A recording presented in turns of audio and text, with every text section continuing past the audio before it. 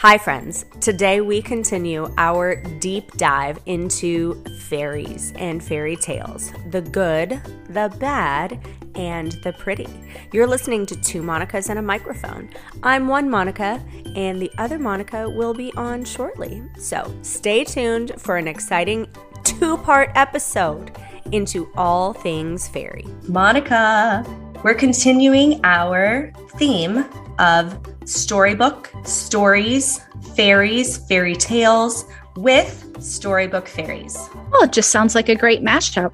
I think so. So when we started talking about the theme for these next couple episodes, I was really sure in my head that it would be about the Grimm brothers, who they were, what I thought about their work, blah, blah, blah. But I actually just think they're twisted and they corrupted many of the world's great fairy tales. So I had to change course. Oh, yeah. I mean, don't get me wrong. I do like a good, dark, twisted tale, or even taking something and making it a little dark. But they did it over and over and over again. And like you said, it's just the same story. So I'm glad we're going somewhere different. That's right. So while I appreciate that it's a writer's prerogative to do with their art what they want, I just wanted to do something lighter and happier. Yeah. Did you need another break from your true crime binge?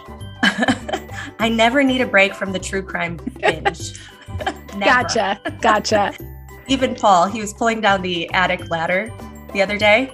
I was like, look, Paul, if that accidentally squashes you, no one is going to believe it's an accident. I had nothing to do with it.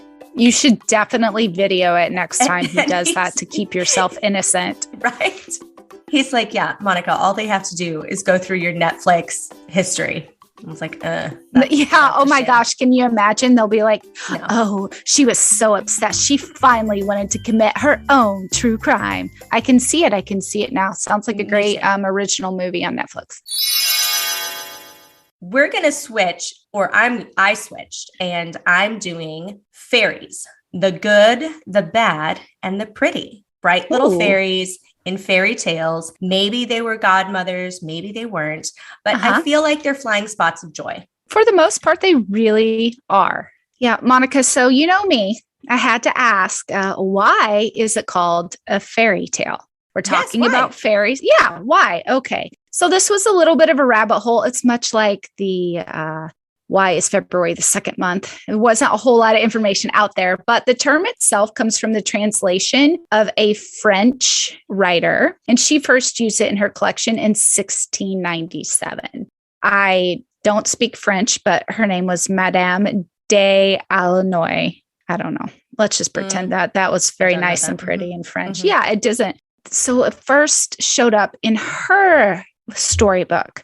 So then I went through to kind of figure out, okay, well, did she even have any fairies in her stories? And no, she really didn't.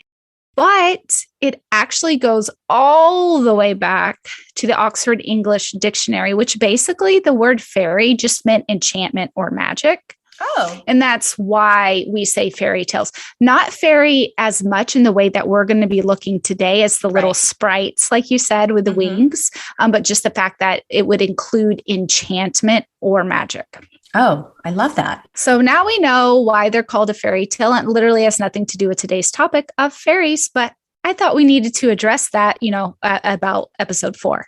Absolutely. So do you have a favorite fairy? I don't really have a favorite fairy. I was never really into fairies. I was into all sorts of really fun things as a kid, but a fairy was not that. Even Tinkerbell, I thought she was cute and funny and sassy. But other than that, I wasn't. How about you? Did you really like fairies? No, I was never into fairies as a kid. Again, goes back to my upbringing and the whole separation between real world, fake world thing. But, as an adult, I think Tinkerbell is probably my favorite.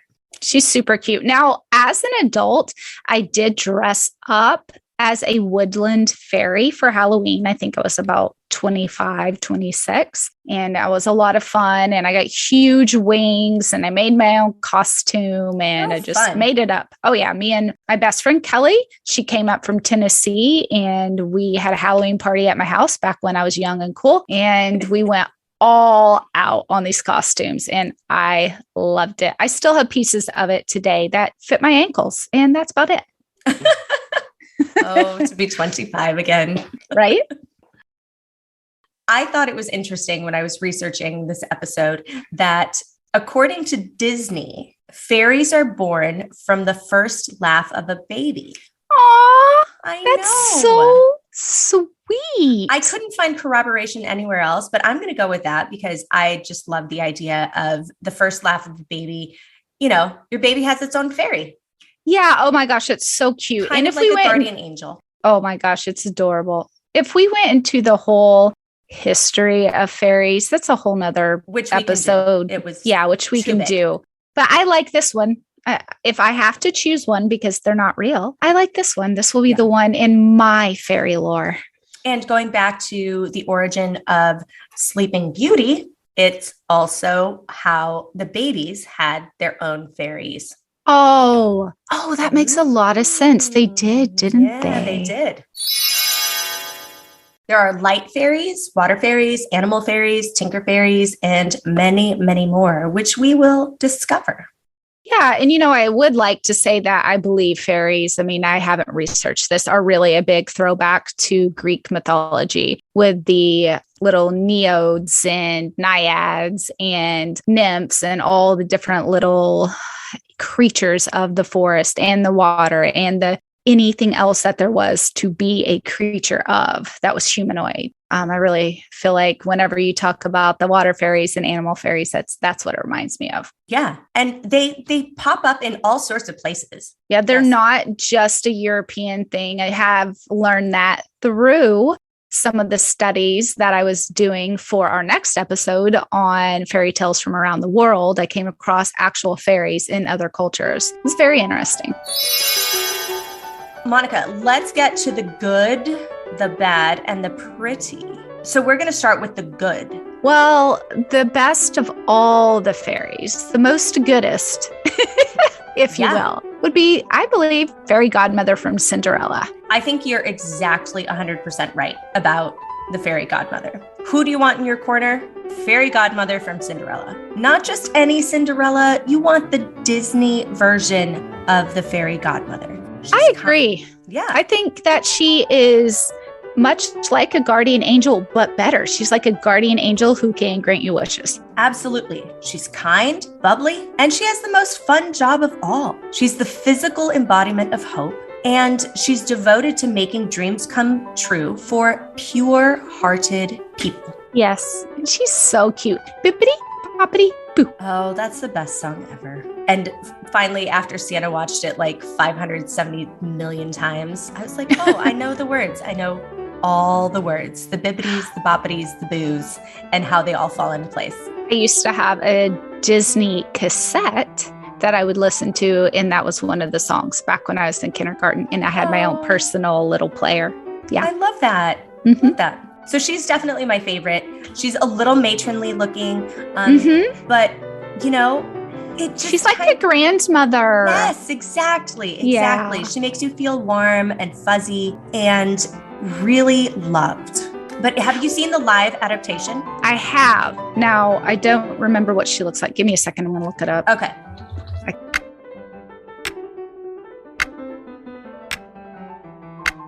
So I think she is picture perfection as well, but she reminds me more of Glinda the Good Witch. Yes, as opposed to matronly godmother. Yes, she's younger, which to me would make sense. To be honest, this adaptation of her as the fairy godmother really goes back to where we get the wispiness of fairies, which I'll go into later. But she has more of that wispy appeal. She's wearing this gorgeous organza white dress. She's got pretty. The curls. She's a little probably obnoxious, but I feel like if you took the fairy godmother from Cinderella, the cartoon animation, and just imagined her when she was younger, she may have been just like that character.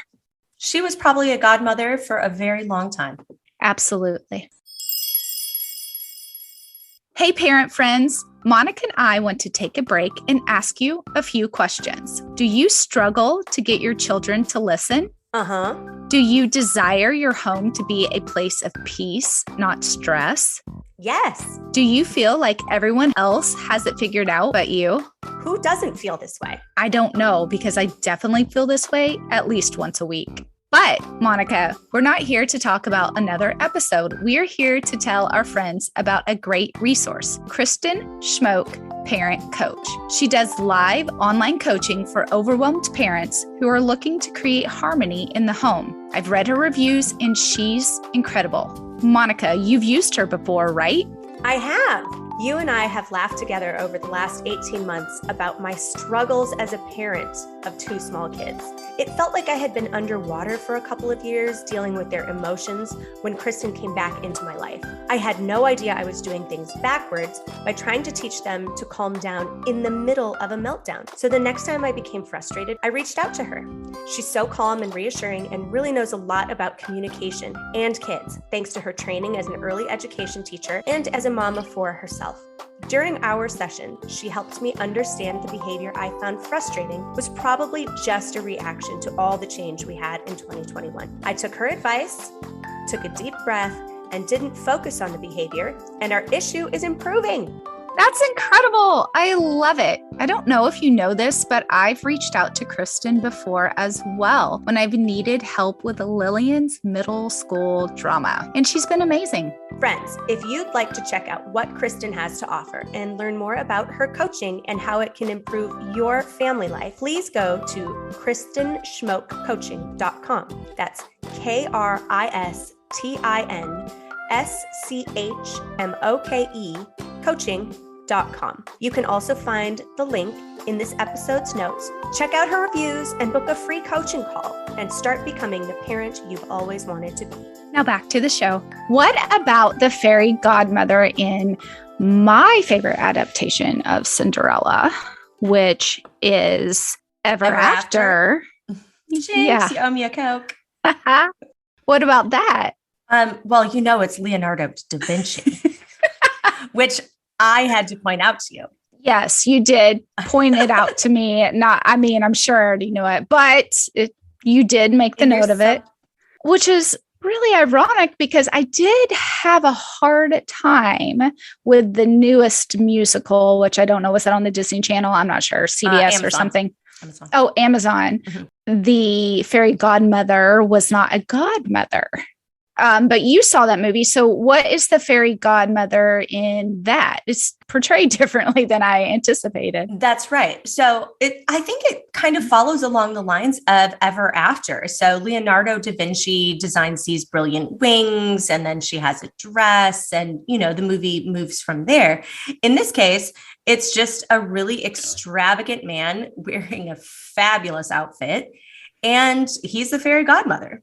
Okay. Do they call him fairy godmother? Because I think that with Da Vinci, he didn't have any fairy, what I mean? He wasn't magical. No, he wasn't magical. This guy, I think, was magical. Okay. I think he was magical. And, based on his wardrobe, he helped her create her own fabulous dress. Awesome. Because she's a designer. So I loved the adaptation.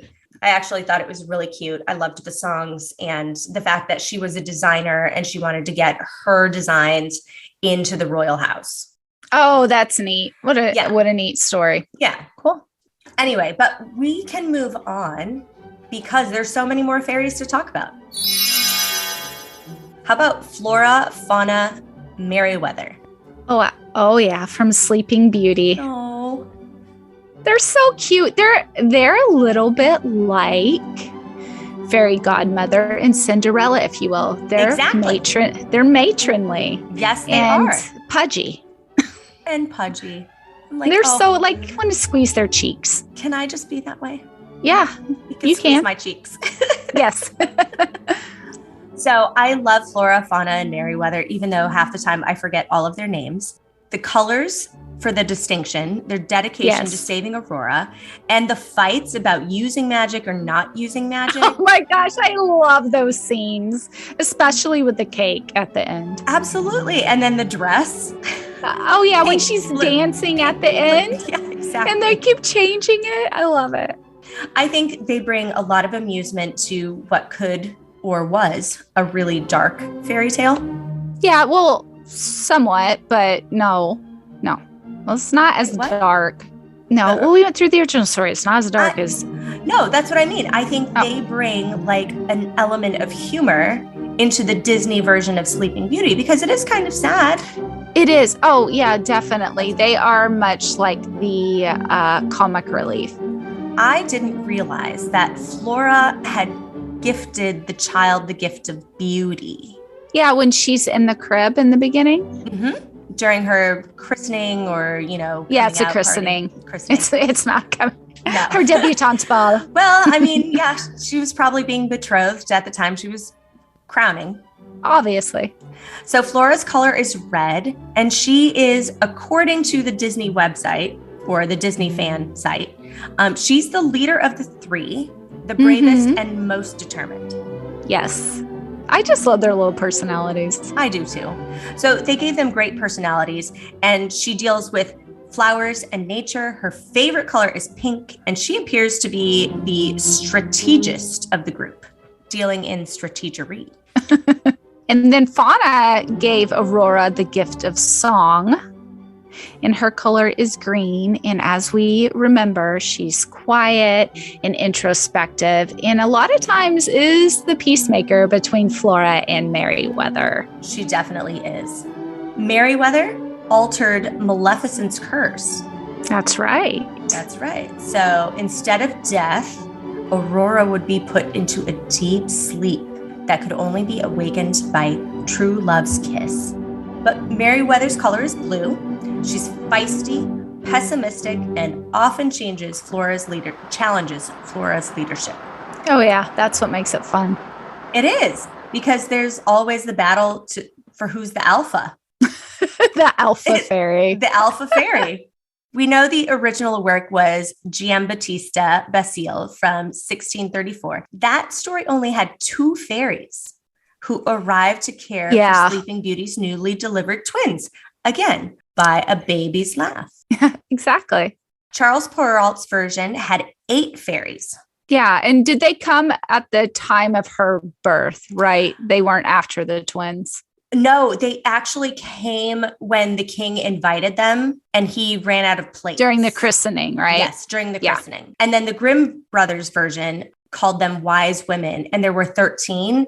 Yeah, I get a little bit into that when we get into the bad fairies, if you will, because Maleficent. That's why we're not mentioning her here, obviously, everyone, because she's not a good fairy. She's a bad fairy. I thought it would be fun to look at other fairies that aren't just involved in fairy tales. So the one that came to mind was the Tooth Fairy. This will be an interesting one. Do your kids have a tooth fairy anymore? Well, they've lost all their teeth. I think Lillian might have a couple 12-year-old molars to lose. I'm not sure, or get. I don't know how that works. For the most part, we're out of the Tooth Fairy game, but of course they had one now. Our Tooth Fairy is a hot mess and sometimes doesn't deliver goods, if you will, if it's raining or any other thing that might get in the way of the Tooth Fairy. Yeah, so the Tooth Fairy it's not predictable and also gives varying rates. So if you lose your teeth in Arkansas, according to my brother Mickey, as he told Brady, if you lose your tooth in Arkansas, it's worth $10. What? So my son worked on his tooth until it bloodied and was not ready and came out. Oh my God. Yeah, so that is what having an older brother is like, even as an adult. So I have a friend in St. Louis who shall remain nameless, and she didn't have any coins. She only had a $20 bill. Oh. Write them a note at that point and tell them you'll give them a coin. First world problems, not to have any actual coins. My daughter lost 2 teeth within 1 week. So cute. But after the second one, we're like, we don't have any singles. We scrounged up 4 quarters and that was that. But we were a little worried about it. So they're young enough that they can believe anything, including that the Tooth Fairy can't come in the rain. I love that. I'm going to use that next time, even if it's sunny. Be like, it was raining where the Tooth Fairy was. Yeah. So I was curious to the origin of the Tooth Fairy. And according to Michael Higston, a reporter from Ceylon covering the strange history of the tooth fairy, every recorded human culture has some kind of tradition surrounding the disposal of a child's lost baby teeth. Yeah, it's kind of a coming of age thing. It is. It is. One such researcher, B.R. Townsend, distilled it down to 9 basic forms. Could you imagine doing like your whole life about the tooth fairy? I can't imagine choosing to do that, but after doing a podcast for over a year now, well, we're approaching a year of drops, but over a year of researching. Yeah, no, I can believe that because the rabbit holes can get deep on some of these subjects that you just take for granted. So this is one such rabbit hole. Let's go down the rabbit hole, Monica, and why don't we alternate? 9 basic forms. The tooth was thrown into the sun. Or it was thrown into the fire. This one's interesting. Thrown between the legs. Whose legs? I don't know. It doesn't specify. Okay, or you can throw it onto or over the roof of your house and with an invocation to some animal or individual. I don't know if my kids could actually throw over the house. I anticipate that it's a parent throwing it. Sounds good. So it could also be placed in a mouse hole near the stove or hearth or offered to some other animal. Okay, so are these tooth fairy, these animals are eating the teeth. Is that what they think? That's funny. Yeah, it is funny. All right, another thing that they would do is bury them. That makes sense. It's like a body part. And they could also hide them where animals could not get it, which is contradictory to giving it to a mouse. Well, it sounds like animals are really into baby teeth, so much so that they're offered as like some sort of offering, if you will, or they're so into them that you have to hide them. But I think that we've all discovered animals are not into kids' baby teeth.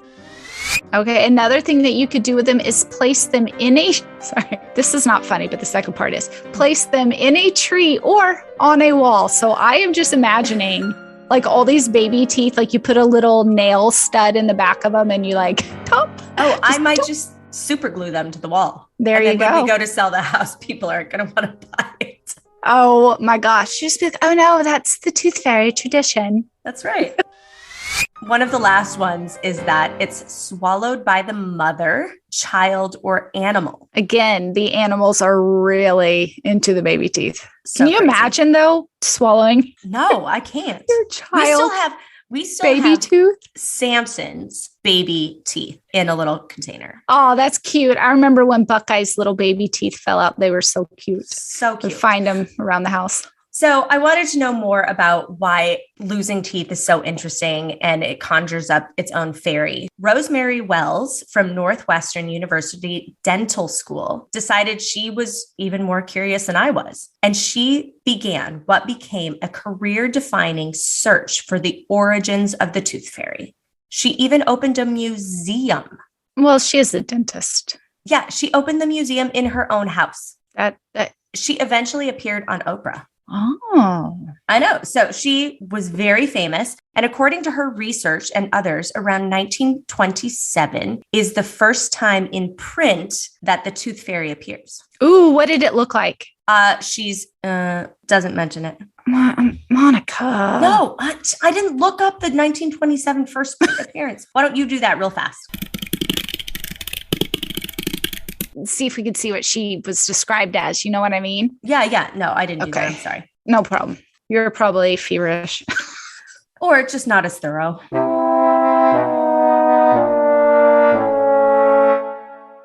That's what you're for. Yes, that's true.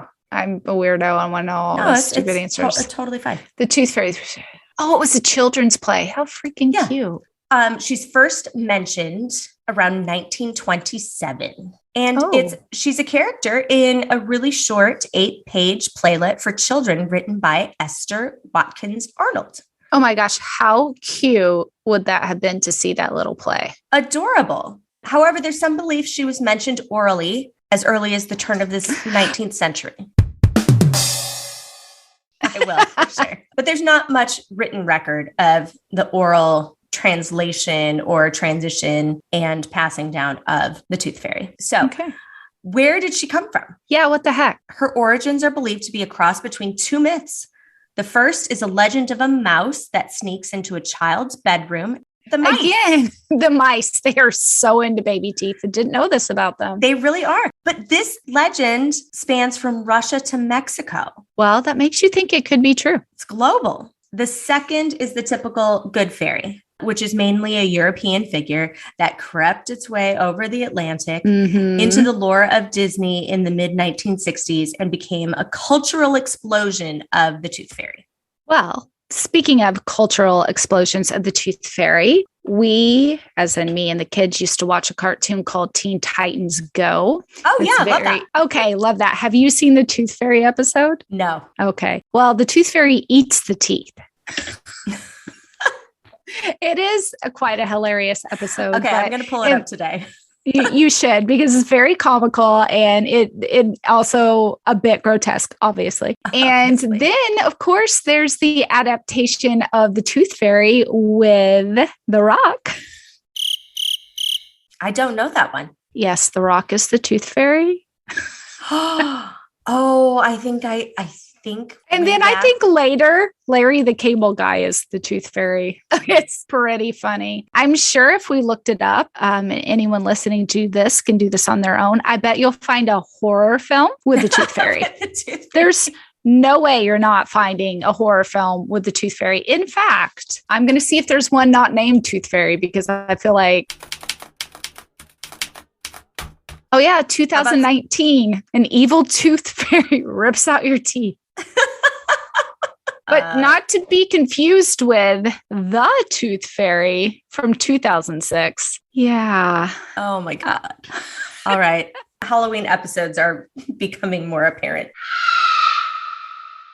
I know they're everywhere. Oh, gross. Well, the images. Ooh. So I knew there was going to be a horror film about the Tooth Fairy. That's really, I will have to say that I am very astonished by the Tooth Fairy origin and the fact that it doesn't go all the way back to like the 15 or 16 or 1700s. That it is, honestly, it's almost contemporary. You got the little mouse, but the Tooth Fairy, that's crazy. Wow. Yeah. And also, if it wasn't going to be of the 20th century, the fact that the Victorians didn't come up with it because they were weirdos about stuff. Where it talks about putting teeth on the wall is probably the Victorians. That was probably the Victorians.